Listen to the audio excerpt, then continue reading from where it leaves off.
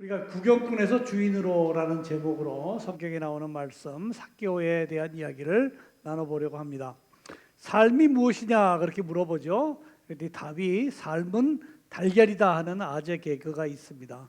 우리들의 삶은 이야기입니다. 그래서 스토리.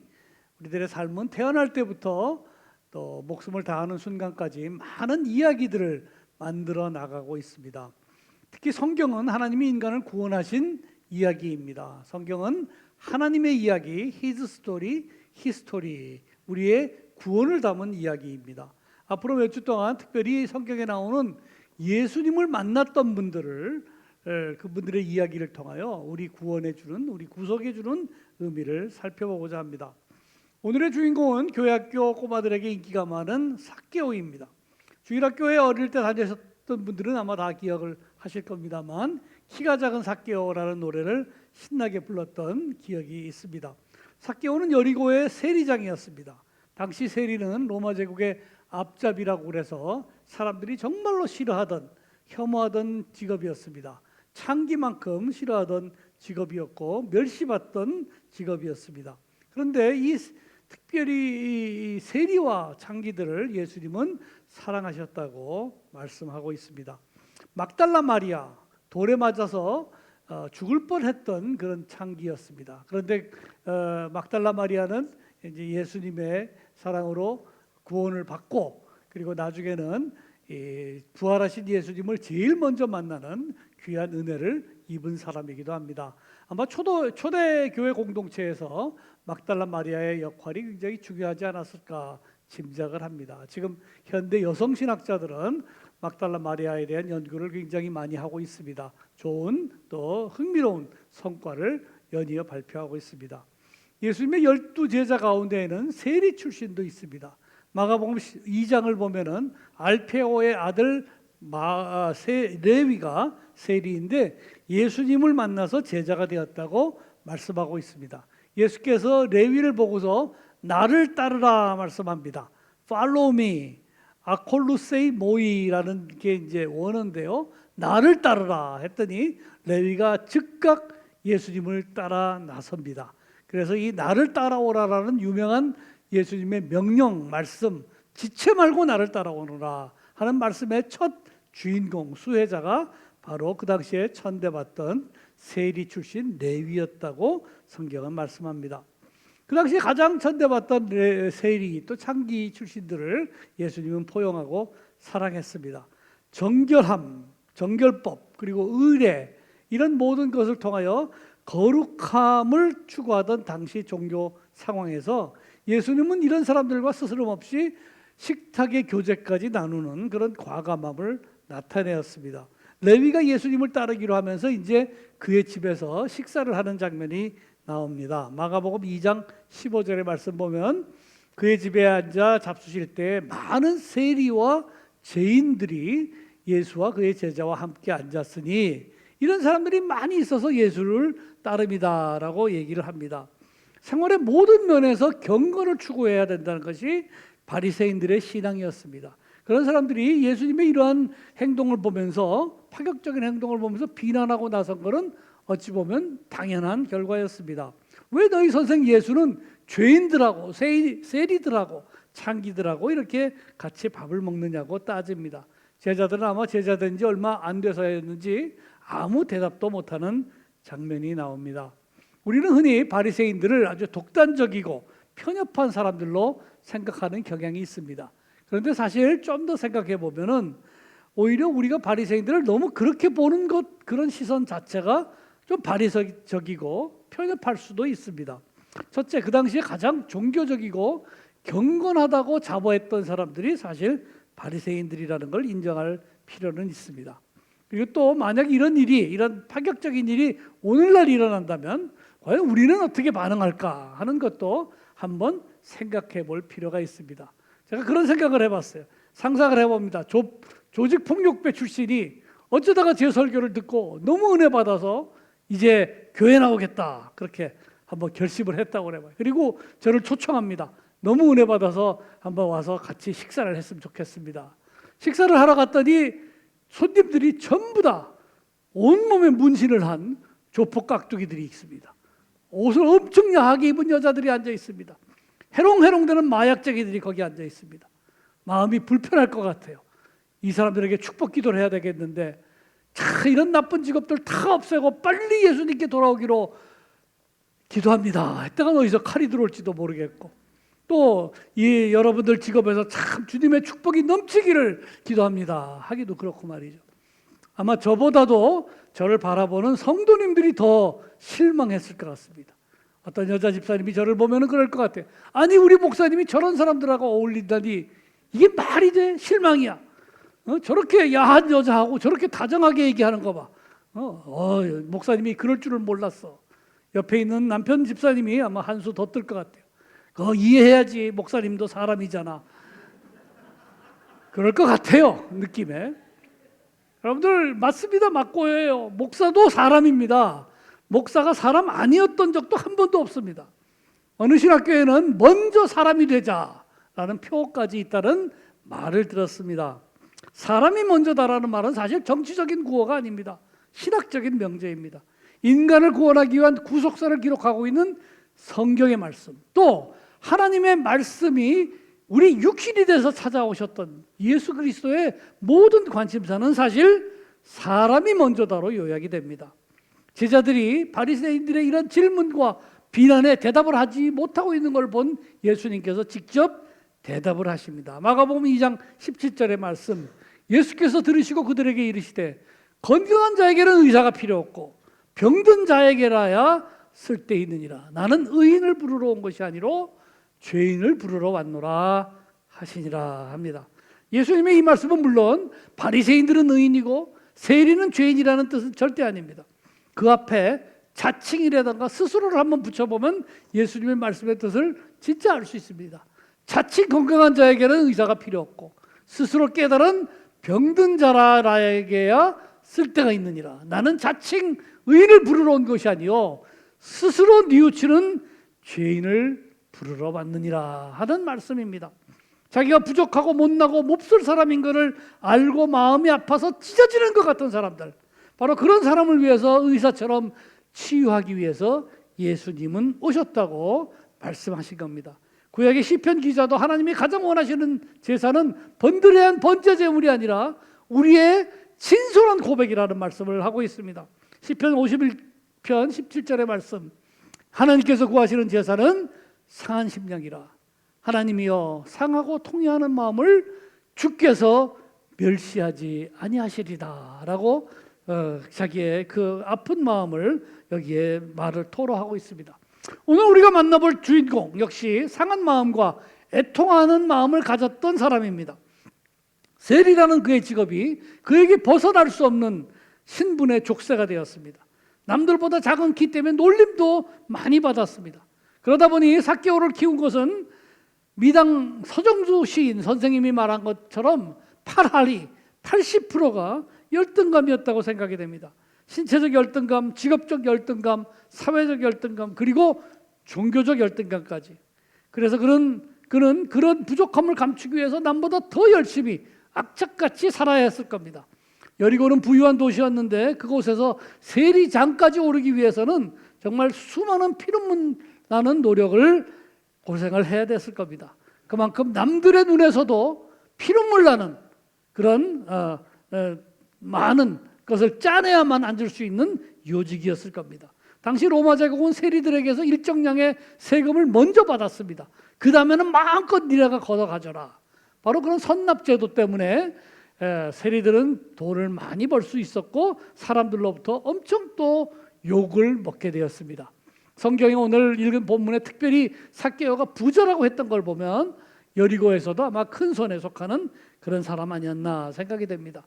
삭개오가 예수님을 만나는 과정을 보면은 우리 신앙 성장에 관한 통찰을 얻을 수가 있습니다. 세 가지로 말씀을 드리려고 합니다. 첫 번째는 구경하는 단계입니다.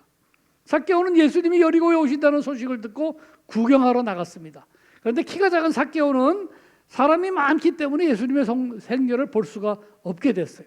그래서 무화과 나무 혹은 뽕나무, 시카모어 툴이라고 하는 나무로 올라가게 됩니다.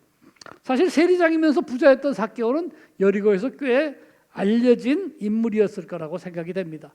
평소 때는 꽤 거들먹거리면서 거리를 횡보했는지도 모릅니다. 사람들에게 손가락질을 받으면서도 오히려 이런 것을 즐겨야 된다고 그렇게 뻔뻔함을 무기로 삼았던 사람이었을 것 같습니다.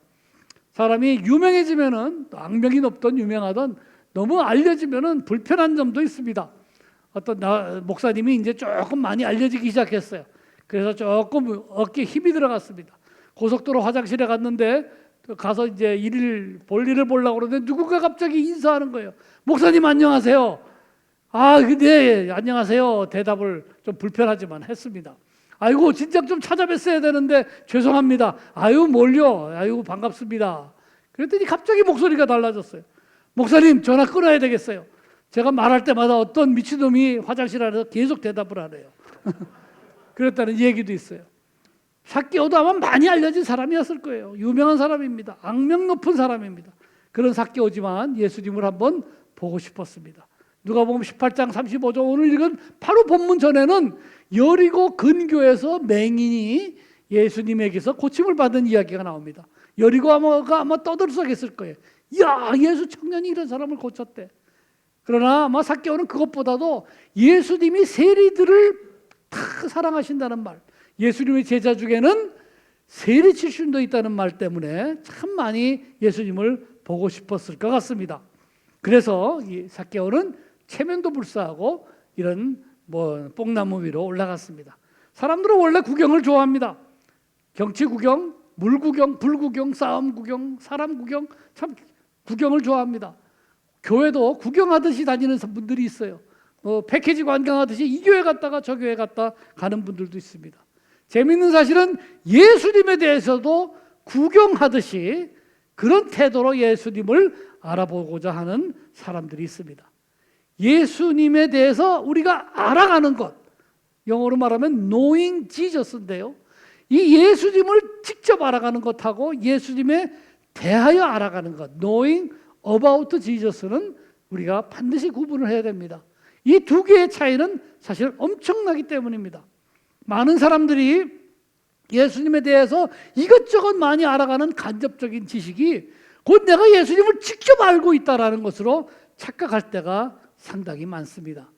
예수님에 관하여 대하여 알고 싶었던 인물을 든다면 의외로 헤로드 왕을 들 수 있습니다.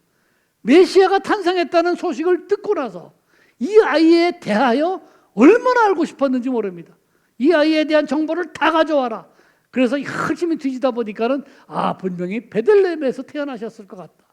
내가 가서 경배하리라라는 말은 했지만은 사실은 가서 이 아이를 죽이고 싶었기 때문에 그는 예수님에 대한 정보를 많은 소식을 듣기를 원했습니다. 삭개오는 예수에 대하여 아는 것과 예수님을 아는 것에 대한 차이를 극명하게 보여주는 사람입니다. 그는 예수에 대하여 더 알고 싶고 듣고 싶고 눈으로 확인하고 싶어서 아마 이 나무 위로 올라갔을 겁니다. 자기가 들었던 소문과 소식이 진짜인지 가짜인지 자기 눈으로 직접 확인해 봐야 되겠다. 그래서 올라갔습니다. 그런데 그런 뽕나무에 달린 삭개오를 보면서 예수님께서 그에게 다가오셨습니다. 그에게 알아봐 주시고 다정하게 말까지 건네셨습니다. 예수님은 왜 그 수많은 사람들 가운데 삭개오에게 다가가셨을까요? 사람들이 많이 모여 있지만 더 잘 보겠다고 아마 나무에 올라간 사람은 그렇게 많지는 않았을 것 같습니다. 유독 키가 작은 사람이 올라가 있으니까는 눈에 더 잘 띄었을지도 모릅니다. 부자기 때문에 옷도 아주 화려하게 입었기 때문에 어떻게 저런 사람이 올라가 있을까 신기했을지도 모릅니다. 그러나 이런 외향적인 특이점보다도 예수님은 삭개오의 마음을 읽고 아셨기 때문에 그에게 다가가셨을 겁니다.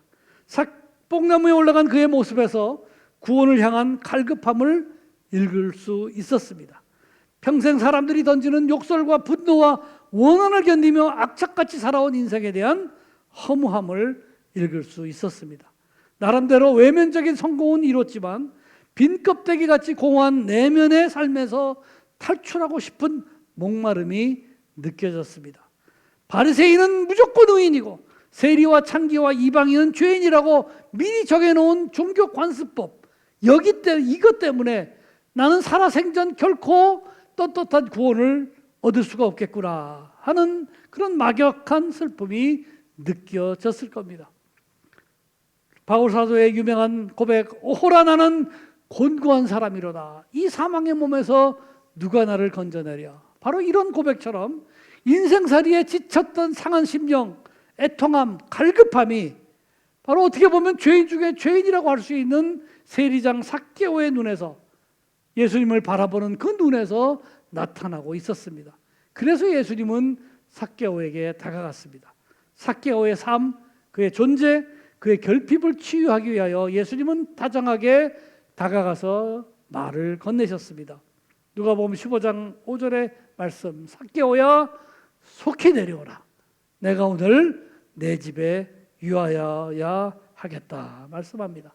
모든 인간관계는 만남에서 시작합니다. 수많은 사람들이 서로 만나는 가운데 중요하지 않은 만남은 우연이라고 잊어버리고 맙니다. 그러나 나의 삶의 중요한 만남은 그 자체가 운명이 되고 계시가 됩니다. 첫눈에 반하는 사랑하는 사람을 만나게 되면 정말 우리 만남은 우연이 아니야 하는 노래가 저절로 나오게 되어 있습니다. 나무에서 예수님을 만난 삭개오에게 이 순간은 드디어 예수님을 직접 알 수 있는 첫 발을 내딛는 귀한 시간이었습니다.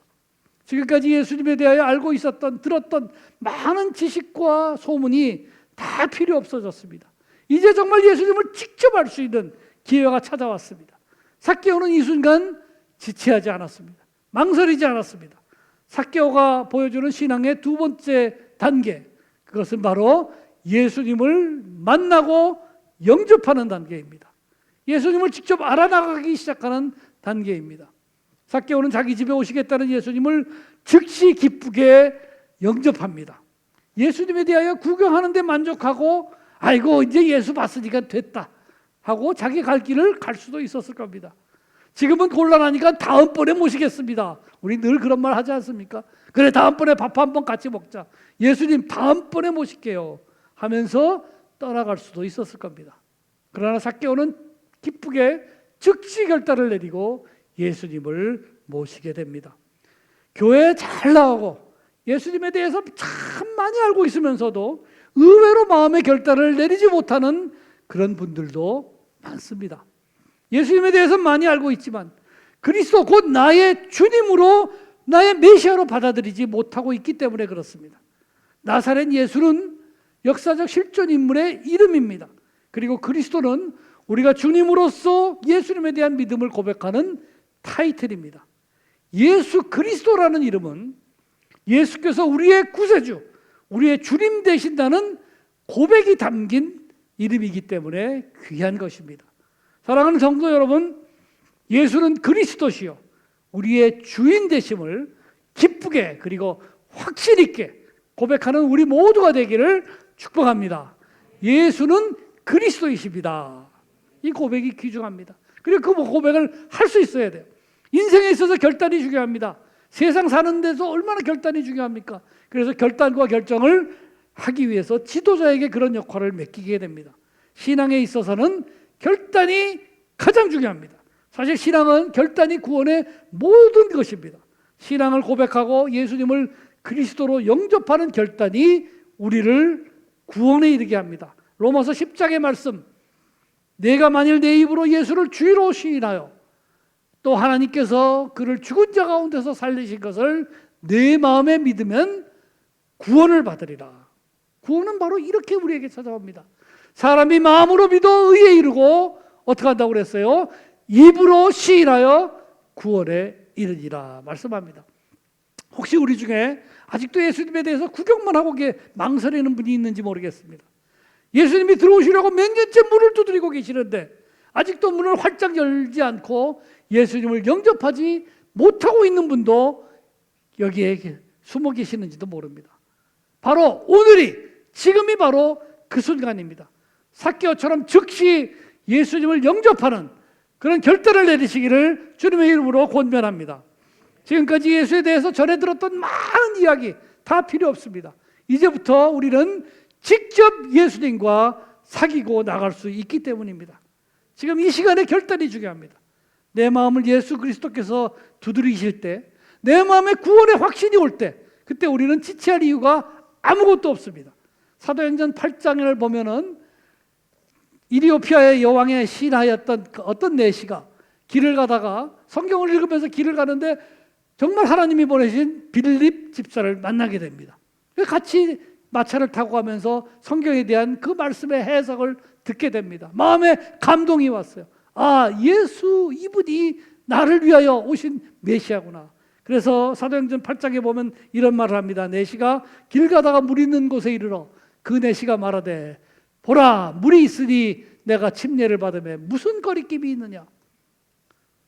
성경적으로 지금 예수님을 구세주로 인정하고 결심한다면 지금 당장 이 자리에서 침례를 받아도 침례를 받아서 우리의 구원의 증표로 삼을 수 있는 것, 이것이 바로 우리 자랑스러운 침례교 전통이고 신앙 고백의 전통입니다. 남편이 어디선가 멋있는 글을 보고 아내에게 문자를 보냈습니다. 이 세상에는 3가지 귀중한 금이 있대요. 황금, 소금, 지금. 멋있게 운율을 맞춰서 보냈습니다. 그랬더니 현명한 아내가 답장을 곧 보내왔어요. 문자를. 맞아요. 현금, 지금, 입금. 딱 이렇게 보냈습니다. 오늘부터, 지금부터, 지금이 중요합니다. 지금부터 우리는 예수님에 대해서 두리번거리면서 괜히 여기저기 알아갈 필요가 없습니다. 그런 것을 중단하고 예수님을 주인으로 직접 모시는, 직접 알아가는 지식으로 충만하기를 축복합니다. 예수님을 모시고 집에 돌아온 삭개오는 놀랍게 변화된 모습을 이제 보여주게 됩니다. 신앙의 3번째 단계, 예수님을 모시고 삶이 근본적으로 변화하는 단계입니다. 예수님이 삭개오의 집에 들어오시고 삭개오의 영혼에 들어오시니까 놀라운 변화가 일어났습니다. 요한복음이 말합니다. 예수님은 참빛 곧 세상에 와서 각 사람에게 비추는 빛이라고 말씀합니다. 예수님께서 우리 안에 들어오시면은 우리 안에 감춰졌던 많은 것들이 다 드러나게 되어 있습니다.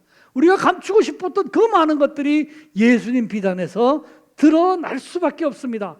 시편 139편이 말합니다. 주에게서는 흑암이 숨기지 못하며 밤이 낮과 같이 비추이나니 주에게는 흑암과 빛이 같음이니이다. 우리는 숨긴다고 숨겨놨지만은 주님의 빛 안에서는 모든 것이 다 드러나게 되어 있습니다. 예수님의 밝은 빛은 삭개오의 삶을 지배해왔던 열등감, 피해의식, 이 모든 것을 다 드러나게 합니다. 예수님의 사랑은 삭개오를 괴롭혔던 패배의식을 감싸 안으면서 새로운 용기를 주었습니다.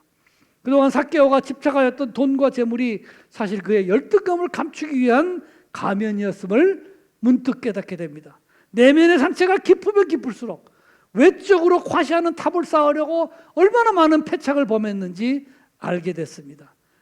예수님은 삭개오에게 자신을 직시할 수 있는 용기를 주셨습니다. 자기 잘못을 고칠 수 있는 기회와 담대함을 주셨습니다. 자기가 착취했던 사람들로부터 용서를 구할 수 있고 자기를 괴롭혔던 사람들을 용서할 수 있는 관대함을 얻을 수 있었습니다. 예수님의 진리와 사랑의 빛으로 변화된 삭개오는 잘못된 재물을 돌려주겠다는 폭탄 선언을 합니다.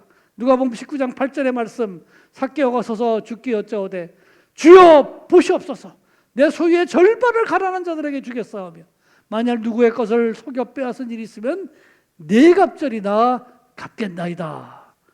예수님을 직접 알게 되고 나서 그리고 예수님이 자기의 영혼에 들어오게 되니까 삭개오는 드디어 이제 자유롭게 됐습니다. 참된 진리의 주인을 영접하니까 드디어 자기 자신의 삶의 주인공이 될 수 있었습니다. 자기를 평생 괴롭혔던 열등감, 그리고 상실감, 평생 따라다녔던 피해의식, 그리고 패배의식, 이런 것들이 거짓말처럼 사라졌습니다.